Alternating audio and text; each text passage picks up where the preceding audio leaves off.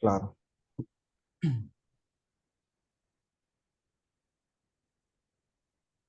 Ahí se escucha bien. Pero todavía te escucho bien. Tú a mí, Sí, le escucho, señor Andrés.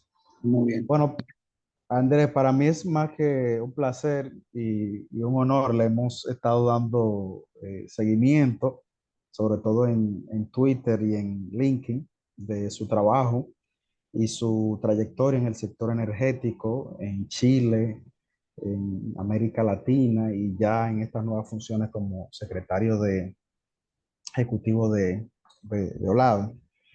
Entonces, para la plataforma EH Plus, la plataforma EH es la primera plataforma especializada en energía e hidrocarburos que dirige la abogada y empresaria Idalia Cabrera. En nuestro caso, estamos como coordinador general del periódico.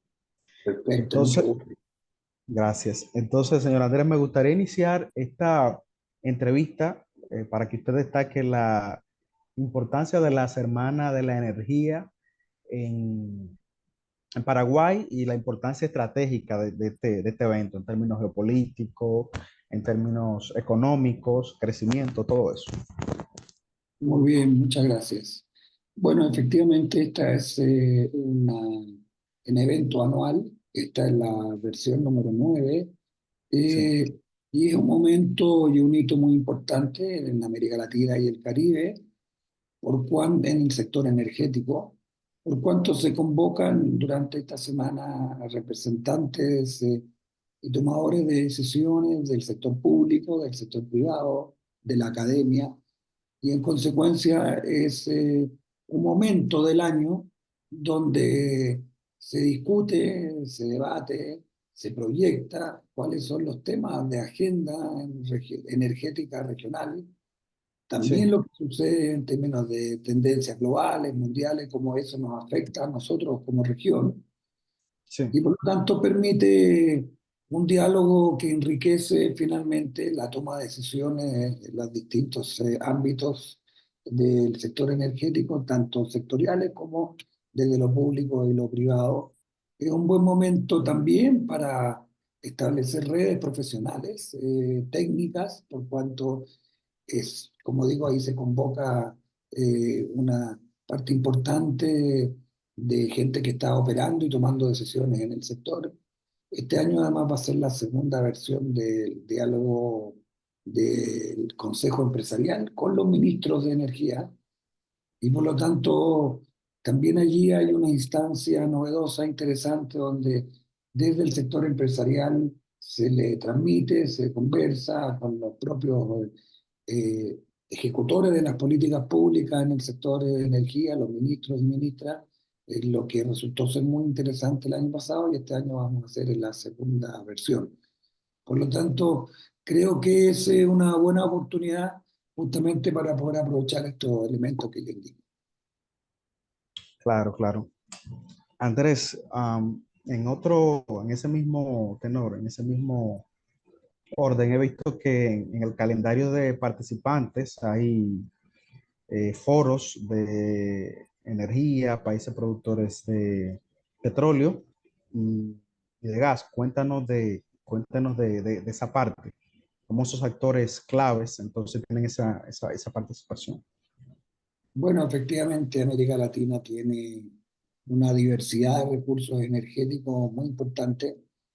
En los últimos años ha venido profundizando de manera muy significativa la incorporación de las fuentes renovables en su matriz energética, particularmente en su matriz eléctrica, pero también en América Latina es una región productora de petróleo y de gas natural, sobre todo este último energético como un energético que está acompañando la transición energética, que va a proveer durante este periodo atributos importantes a las matrices energéticas eléctricas en términos de seguridad, por ejemplo, pero también como un recurso para la industria e incluso para el sector residencial.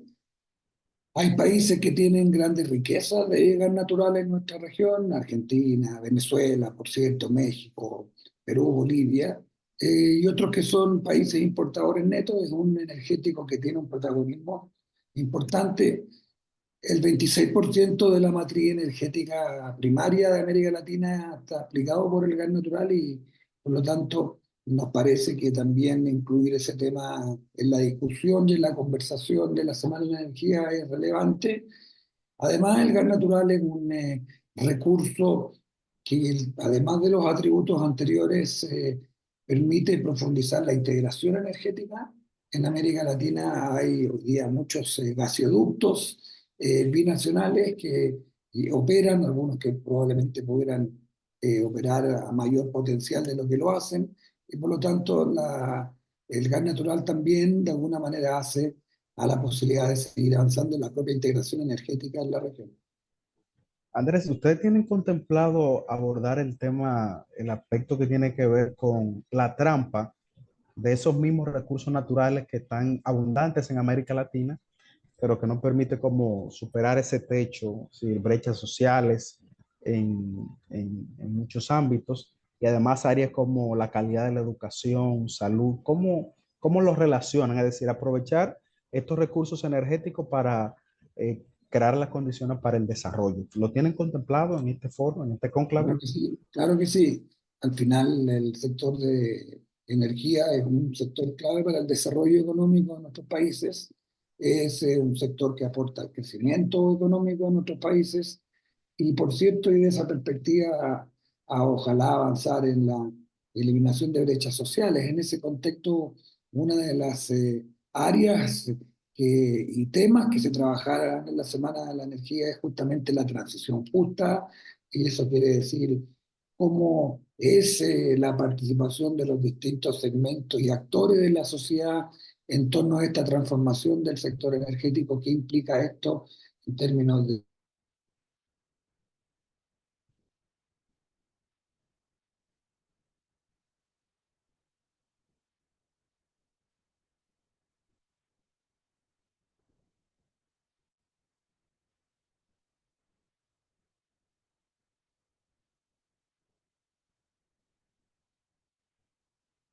Se frizó. Sí los escucho. Se frizó, no se escucha a Andrés, Andrés hablar. Sí, creo que es por el internet. Le esperemos un segundito, vuelve su conexión. sí. Ahí está.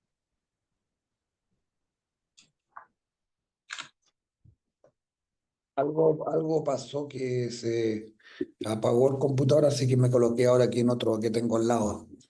Ah, Eh, entonces retomando el tema de la transición justa con la relación de reducción de brechas sociales y el papel de la energía en ese sentido. y te decía que también va a ser un tema que se va a tratar. Hay algunos paneles sobre el asunto, y en eso es ver cómo impacta finalmente todas las transformaciones en la gente, en las comunidades, en los temas ambientales, cuáles las maneras de poder seguir avanzando en materia de acceso a la energía. Todavía hay un 2% de la población de nuestra región que no tiene acceso.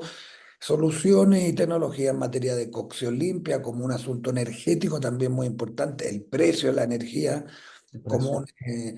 como un asunto central, la calidad del suministro de la electricidad, todos asuntos, como te digo, bien relevantes y que tienen que ver con estos aspectos sociales y cómo impacta no solo en lo macro la energía, sino que también en estos asuntos. Claro, claro. He visto que como será en Paraguay y el presidente Santiago Peña tendrá una participación importante.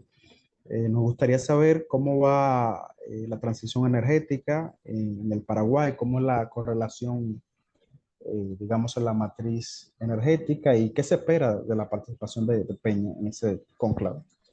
Bueno, Paraguay es un país que distingue respecto a otros en América Latina por que tiene un desarrollo energético histórico basado en la hidroelectricidad.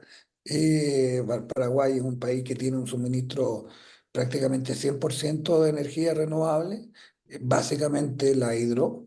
Tiene un par de centrales, una de las cuales es Itaipú, que es fundamental para su suministro prácticamente de todo el país. Y por lo tanto, de esa perspectiva, es un país que destaca por su índice de renovabilidad como consecuencia del recurso hidroeléctrico, ¿no?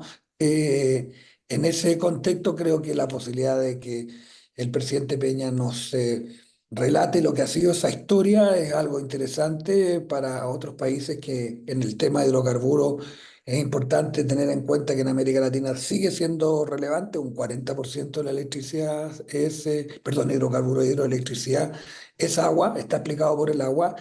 Eso implica desafíos también nuevos a propósito del cambio climático y la sequía. Ahí hay un asunto de agenda muy interesante. Además, en el caso de Paraguay y la posibilidad de que el presidente Peña participe en esta actividad, hay un asunto muy centralísimo que tiene que ver con la historia de integración de Paraguay con Brasil en torno a un recurso que han compartido durante más de 50 años y una central que tiene esas características de binacionalidad, cosa que es bastante atractiva. Todos esos serán asuntos que probablemente el presidente Peña los transmitirá en la participación en los distintos momentos que va a estar en la semana. Claro, he visto que en la agenda temática tendrá la participación de varios expresidentes de Uruguay, por destacar al presidente Pepe Mujica. Entonces, ¿cómo OLADE valora la participación de ex jefe de Estado en una discusión tan fundamental? Bueno, la verdad es que más bien ellos participaron el año pasado en la Semana de Uruguay, tuvimos tres ex vicepresidentes y yo creo que tener la mirada de quienes han ejercido roles de jefaturas de Estado y por lo tanto, y que ya no lo están, y por lo tanto pueden hacer una visión estratégica desde el punto de vista de todos estos procesos, es algo riquísimo y que es muy y positivo, y así fue de hecho el año pasado cuando tuvimos ese panel que clausuró la Semana de Uruguay, donde cada uno de ellos planteó sus perspectivas de lo que era su experiencia, pero también de lo que ellos estiman el desarrollo futuro del sector en Uruguay, pero también en la región. Claro, ¿y qué tal la aquiescencia de la Semana de la Energía, que va a empezar a final de octubre, en los sectores productivos? ¿Cómo lo han asumido? ¿Cómo lo ve? Perdona, ¿me puedes repetir la pregunta? ¿Qué tal la qué? ¿A qué te no escuché?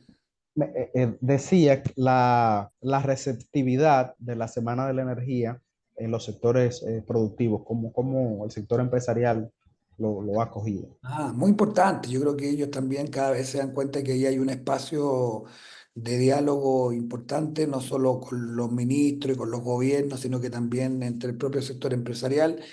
Lo interesante además que no solo eléctrico, también hay una presencia importante del sector hidrocarburos, gas natural en particular, y no solo incluso de la oferta, sino que también de la demanda. Este año vamos a tener representantes de empresas que son súper intensivas en materia de demandar energía y por lo tanto tienen un rol que decir también. La demanda también se tiene que descarbonizar, también tiene que avanzar y hacer esfuerzos y generar incentivos para poder consumir energía limpia desde su perspectiva de la demanda, ¿no? Entonces también ahí hay un componente interesante. Hemos tenido muy buena recepción y yo creo que vamos a tener un segundo consejo empresarial, habiendo sido el primero en Uruguay, muy, muy útil y muy interesante. Claro, hemos visto que, por ejemplo, la administración del presidente Biden en Estados Unidos ha formulado algunas políticas públicas puntuales, como la ley de reducción de inflación para incentivar las renovables. Lo hemos aprovechado en América Latina y a raíz de eso, ¿qué tal el estatus? Bueno, esa es una buena pregunta porque yo creo que, y también va a ser algo que discutiremos, yo creo que hay un desafío pendiente todavía en América Latina. Hay algunos países que tienen un desarrollo y un tejido industrial más grande que otros, Sí, pero nosotros seguimos siendo en general en nuestra región importadores netos de tecnología en este campo de la renovabilidad. Y yo Que creo China que lidera esa tecnología, ¿no? claro, ¿no? Y compramos mucha tecnología del mundo y de China en particular. Pero hay cosas interesantes que están sucediendo en esta cadena. productiva para poder generar algún encadenamiento productivo en torno, por ejemplo, al hidrógeno verde. Hay países que eh, se están preparando para eventualmente generar algún tipo de desarrollo industrial en torno a la tecnología, en la cadena y en la economía del hidrógeno. Eh, claro, supone un esfuerzo importante, un público-privado, eventualmente no solo de un país, sino que más de un país, pero creo que ese es un desafío que la región también tiene que abordar. Claro, y si por ejemplo tendríamos que contar dos o tres países de la región que han estado aprovechando esa tendencia económica, en el caso de la ley de antiinflación de Biden, podría destacar así como los países como que están más a tono con esa dinámica.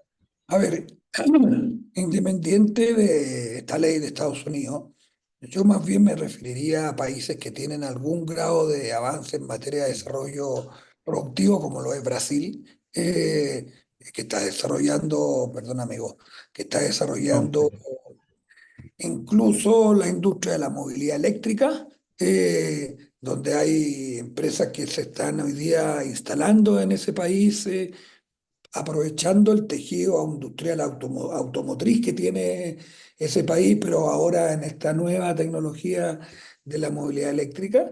Argentina, que tiene un clúster en materia de producción en torno a la tecnología eólica hace un tiempo, y también allí hay desarrollos interesantes. Bueno, hay temas macro, pero Argentina está tratando de resolver aquello. Chile hoy día está en un esfuerzo importante para hacer la electrólisis. ¿Cómo se llaman la electrólisis? Litio, No, no, no, no, no, va a ser el hidrógeno, ¿no? Que tú lo haces con electrólisis y requieres la tecnología para hacer la electrólisis. Eh, También en el caso del litio hay esfuerzo importante para generar valor del litio, salir solamente del concentrado.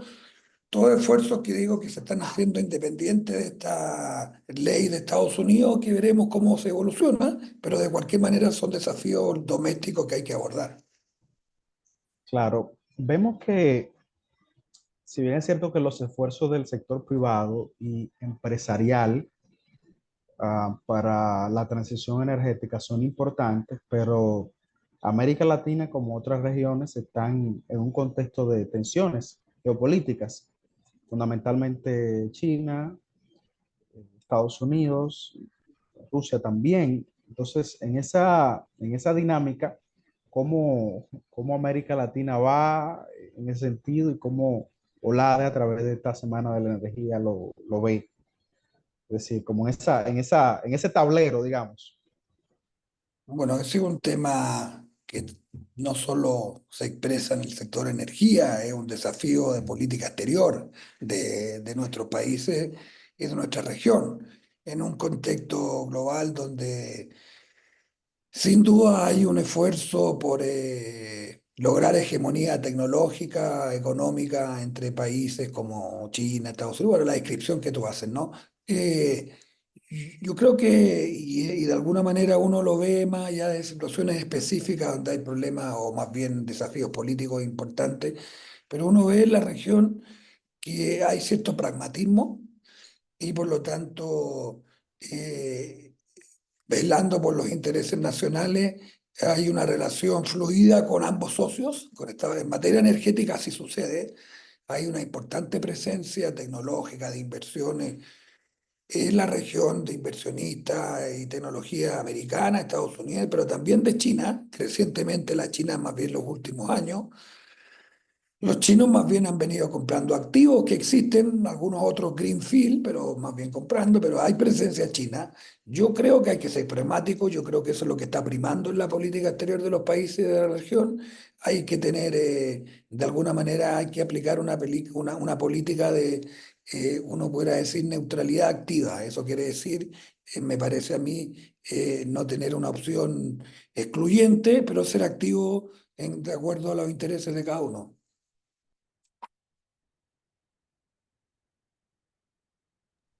Claro, claro. Usted ha destacado, Andrés, ha elogiado, he visto en Twitter, la las capacitaciones que ha estado haciendo el Ministerio de Energía y Minas de la República Dominicana en diplomacia energética, ¿no? Y lo han replicado con el cierre de una Sí, capacitación.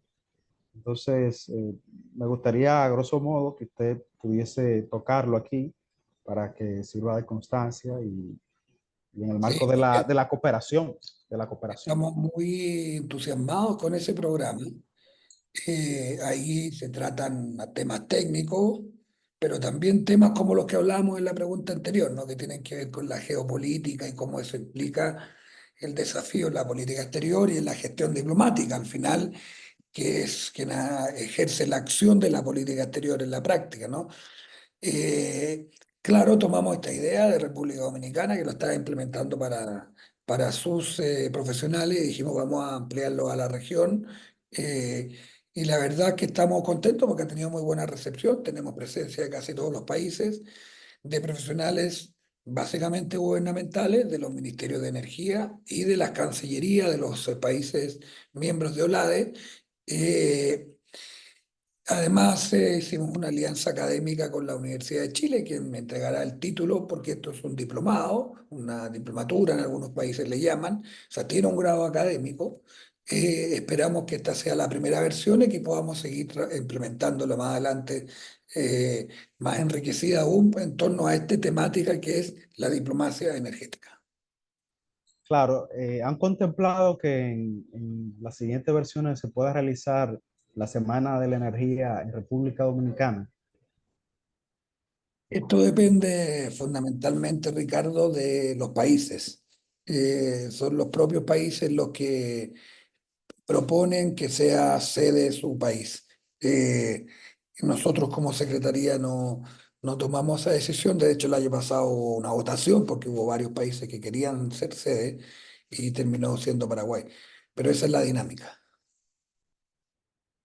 A nosotros nos gustaría hacerla en la región o centroamericana o caribeña. Nos parece que sería interesante llevar esta conversación también a otra subregión. Claro, claro. Estamos muy complacidos de EH. EH es la plataforma, como dije ahorita, de energía e hidrocarburos. Es el primer medio especializado para abordar estos temas que son estratégicos y fundamentales para la dinámica económica y social de cualquier país.